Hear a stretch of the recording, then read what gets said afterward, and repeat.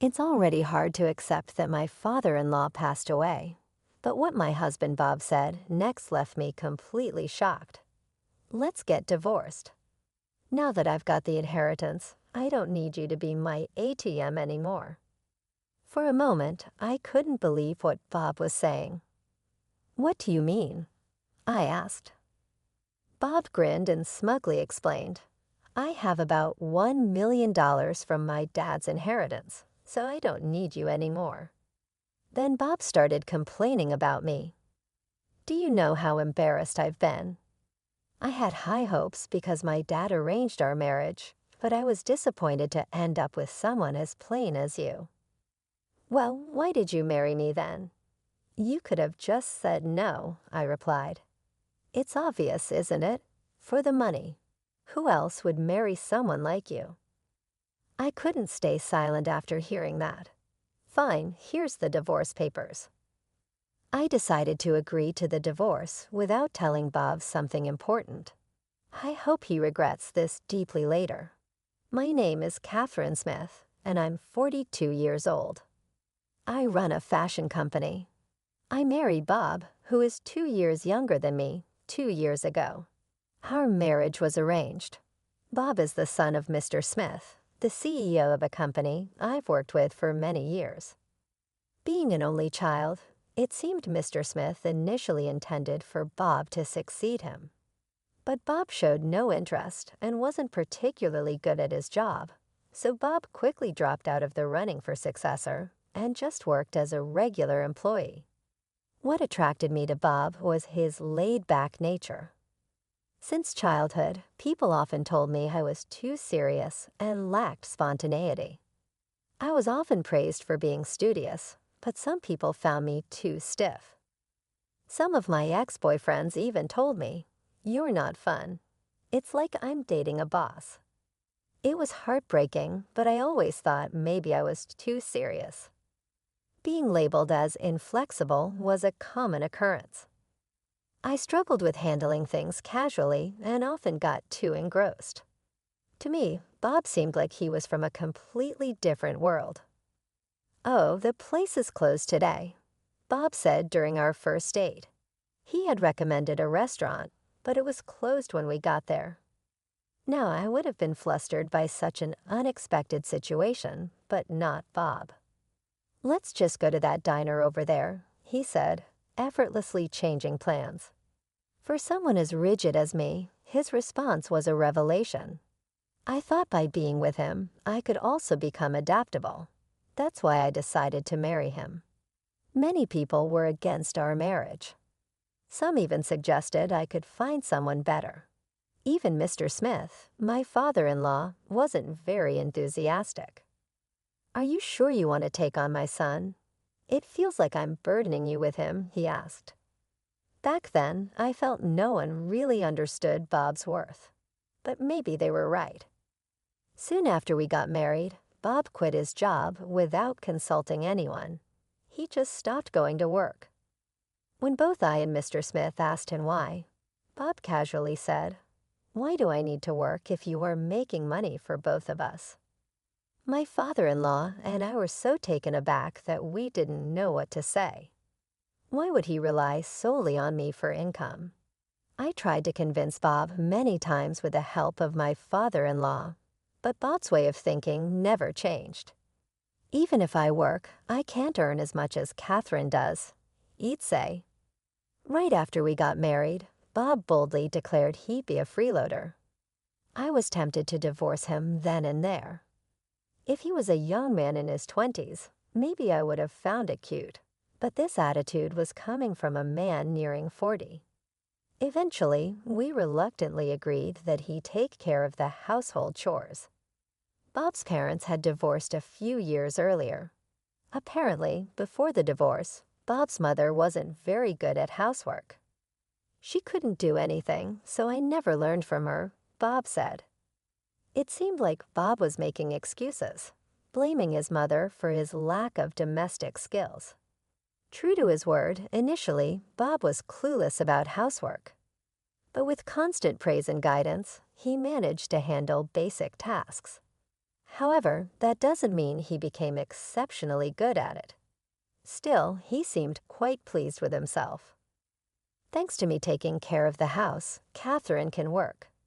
You should be grateful, Bob would say confidently, which often bothered me.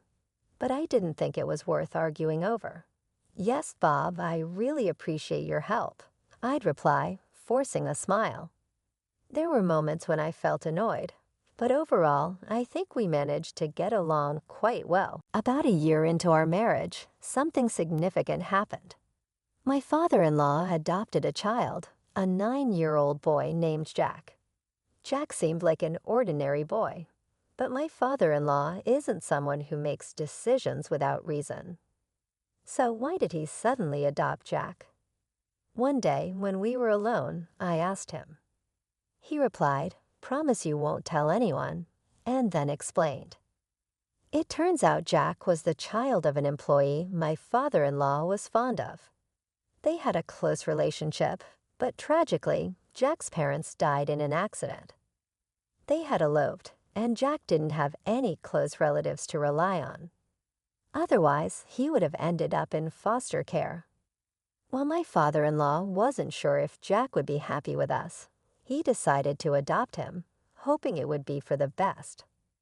I see. That's very kind of you. Although Bob and I didn't have children, we had quite a bit of freedom. Please rely on me if you need anything, I said. My father-in-law smiled warmly upon hearing that. Thankfully, afterward, he did rely on me from time to time, just as I had offered. On nights when he couldn't make it back from work or had pressing commitments, I took care of Jack. At first, Jack was a bit hesitant, but he quickly warmed up to me.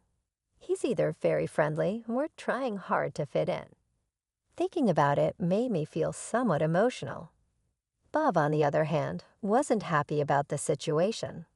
It seemed he wasn't welcoming toward Jack. I could understand his mixed feelings, knowing his father took in a stranger.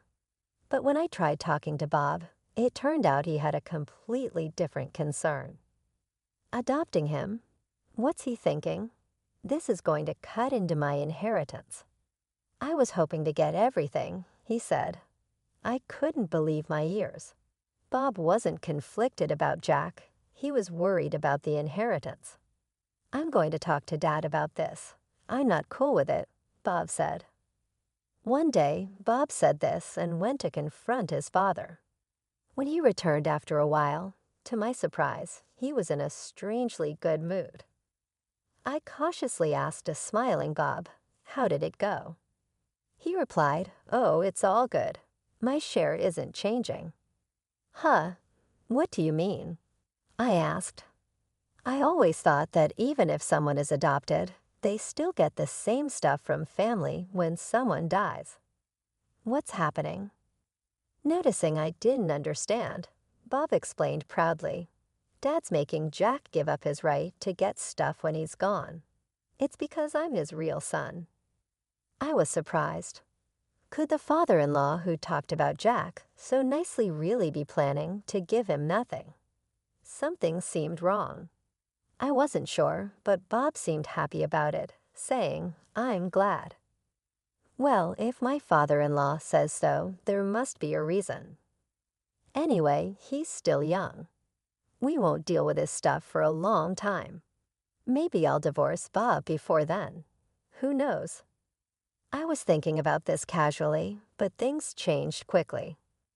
A year later, my father-in-law had an accident and didn't come back. I didn't expect to lose him so soon. I knew him longer than I knew Bob. He was a good man in his job and at home. Hearing the news was sad. I couldn't stop crying, feeling a deep sense of loss. My eyes were swollen and my head hurt, but I made myself get ready for the funeral. Bob was supposed to be the one mourning the most, but he seemed distant. He wasn't really feeling it. His dad had died suddenly. Maybe he was so shocked he couldn't believe it was happening. So I took charge to organize everything for my father-in-law's farewell. Since Bob seemed distant during the funeral, I held back my tears as best I could. but the hardest part was seeing Jack cry. Bob, on the other hand, didn't shed a tear. I found it strange. Instead of being sad, he seemed fidgety or even happy. Later, I figured out why. "Bob, something seems off with you. Aren't you sad about your dad?" I wanted to express my worry about his lack of tears, but his response surprised me. "Oh, I'm definitely sad, but I'm also kind of excited." "Oops, I guess I let that slip, huh?" He chuckled. "Come on, Catherine, Dad was the CEO, right? He must have left a lot of money. How much do you think he left behind?" I thought Bob was just lost in thought, but from before the funeral until now, he hadn't shown any grief for his father. He was smiling, thinking about the money he'd inherit. "What's gotten into you?" I exclaimed. "Well, think about it. We're divorced, and my mom isn't getting any of it. And his only real child, Jack, being adopted, won't get any inheritance, so it's all mine. You think I can't be happy about that?" Bob had a smirk like he was about to burst into laughter any second. Seeing him like that made me want to slap him. That's how happy he looked. He was genuinely delighted deep down that my father-in-law had passed away. "I can't believe it. Say whatever you want," I said, feeling like leaving right away. But before that, I had to talk to Bob about Jack. Since my father-in-law was gone, I'd asked Bob to let Jack stay with us for a while. If not, Jack might end up in foster care. I wanted to raise him myself. "Jack, you're okay with taking him in?" Bob surprisingly agreed. He smiled. "Sure, Catherine, what you do has nothing to do with me anymore." Then he handed me a piece of paper. It was green, a divorce paper. "What's this?" I asked, confused. "Let's get a divorce. Now that I got the inheritance, I don't need my personal ATM anymore," Bob said coldly. For a moment, I couldn't grasp what Bob meant. Did he just call me an ATM and say I'm not needed anymore? "What do you mean?" I asked. Bob smirked proudly and told me, "I got around $1 million from my dad's inheritance, so I don't need you anymore. With this much, I don't have to work, I don't have to please you, and I don't have to bother with chores. Isn't it great?" Bob exaggerated his excitement with big gestures. I was deeply shocked by Bob's behavior. The inheritance was money that came after my father-in-law's death, but Bob acted like he hit the jackpot. He didn't seem to mourn or remember my father-in-law at all. He was genuinely happy, but money can change people. It's common for folks to act differently after coming into a lot of money. Maybe Bob's just getting carried away by the huge sum. "Calm down, Bob. Let's talk about this," I said, placing my hand on his shoulder. Bob shrugged off my hand and yelled at me angrily. "Shut up, you boring woman. I only married you because my dad introduced us, and you were a CEO, but I always felt suffocated with you. It's been hard for me." Bob went on listing his complaints against me.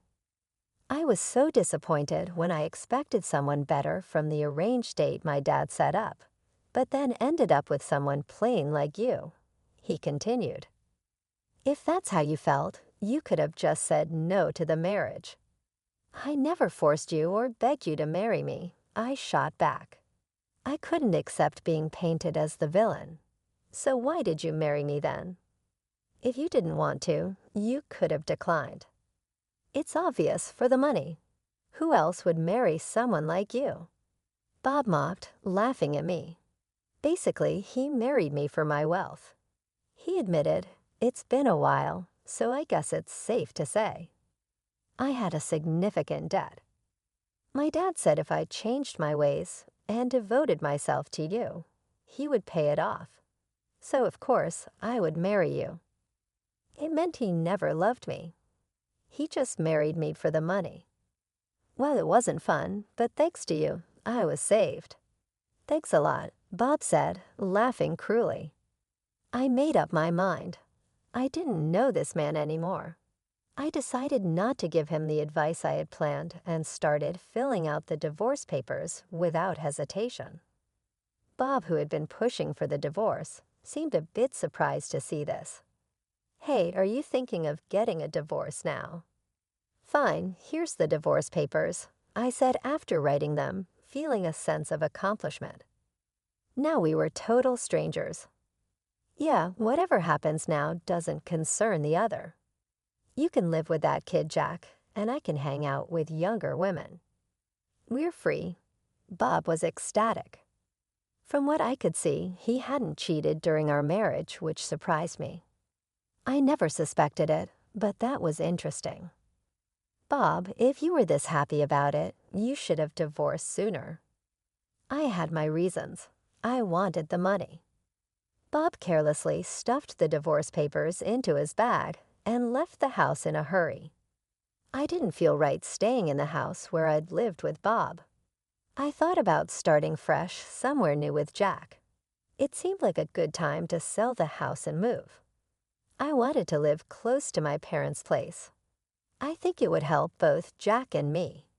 Jack would have to change schools, but he said that's okay.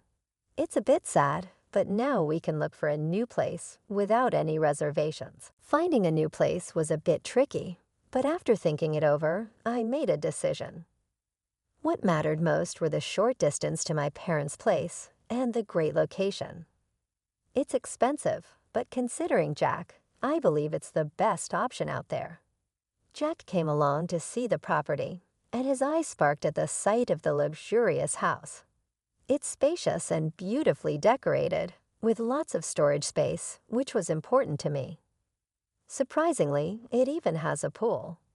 I didn't really need one, but seeing Jack so excited made it worth it. "Wow, this is amazing," Jack exclaimed. It didn't really matter where I lived, but seeing him happy was what counted the most. And so we moved in. It took some time for both Jack and me to get used to it, but eventually our new house became a comforting place for us.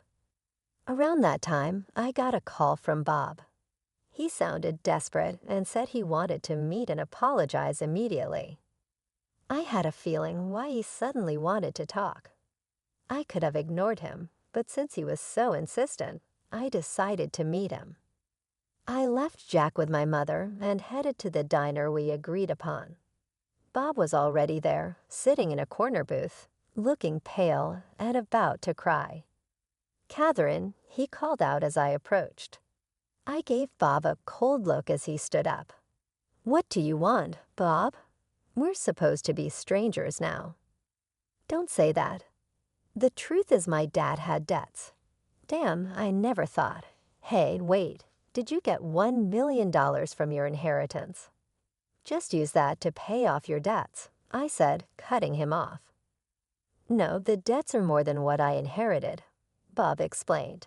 He had more debt than the money he got. Bob inherited both money and debts from someone. I didn't know I'd have to pay off the debts too. Bob looked defeated. "Catherine, you must have some savings. We used to be married. Please help me," he begged with a flattering smile. But did Bob forget what he said before? After all the times he made me feel small, even calling me an ATM, why would I want to help him now? It was bold of him to ask for help. He said he wanted to say sorry over the phone, but he hadn't yet. "You really regretted marrying me, huh? After everything you said, now you want help." "Well, back then, I never thought I'd be in this situation," Bob tried to explain. His sudden need for help surprised me. Maybe he thought he wouldn't need my money, but now he's asking for it. "Sorry, I can't help you. I don't have the money." "What do you mean?" "I heard your business is doing great," Bob argued. "That's not true." I wish he'd stop blaming me for his mistakes. "I'm not lying. I just don't have money to lend. Not every bank lends to everyone, right? Why would I lend if I don't expect it back?" Bob looked guilty for a moment, remembering how harsh he'd been to me. But he didn't apologize. He was too proud. Why are you being so cold? Do you care about me? Oh, did you forget what you said when we divorced? We're strangers now, nothing to do with each other. Weren't those your words? I couldn't understand how he could act like he was the victim. I might have said that, but I didn't mean it. I never thought things would end up like this, Bob said sadly, leaning on the table. I thought about the life insurance, but my dad's lawyer said I'm not the beneficiary. Oh, really? I chuckled at his words, which surprised Bob. You don't think Catherine would be the one your dad left it to? No, it's not me. Then why did you laugh? Just felt a bit sorry for you, that's all. If it was insurance, I wouldn't have inherited the debts. Exactly. That's why my father-in-law had Jack give up the inheritance. He left something for Jack through life insurance. Jack was the beneficiary of my father-in-law's life insurance. Is that all you wanted to talk about? If so, I'm leaving. There's nothing I can do for you, I said firmly. Wait, can't we start over? I was just upset about my dad back then, but I truly care about you, Catherine, Bob pleaded. You mean you only see me as a dollar sign, right? I know Bob tried to deny it, but I wasn't fooled again. After all, I don't have a single dime to give to someone like you. Well, someone important is waiting for me at home. With that, I left the diner. I could hear Bob crying out, but it didn't affect me. I needed to hurry home. Jack might be hungry, or maybe he got something from his grandma. I quickly headed to the subway station. As for Bob, I heard he's working multiple part-time jobs to pay off his debts. With no work experience, qualifications, or motivation, he couldn't get a full-time job anywhere. I once saw him working at a convenience store while I was on my way to a client. He looked much older and thinner, quite shocking. Bob, who had been relying on others, was now facing the consequences. There's no sympathy for him. On the other hand, I'm living peacefully with Jack. We even argue sometimes now. It's saddening when Jack ignores me after a fight, but I try to see it as a sign that he's opening up to me. I plan to support him until he can stand on his own 2 feet. That's probably what my father-in-law wished for, and it's my goal in life now.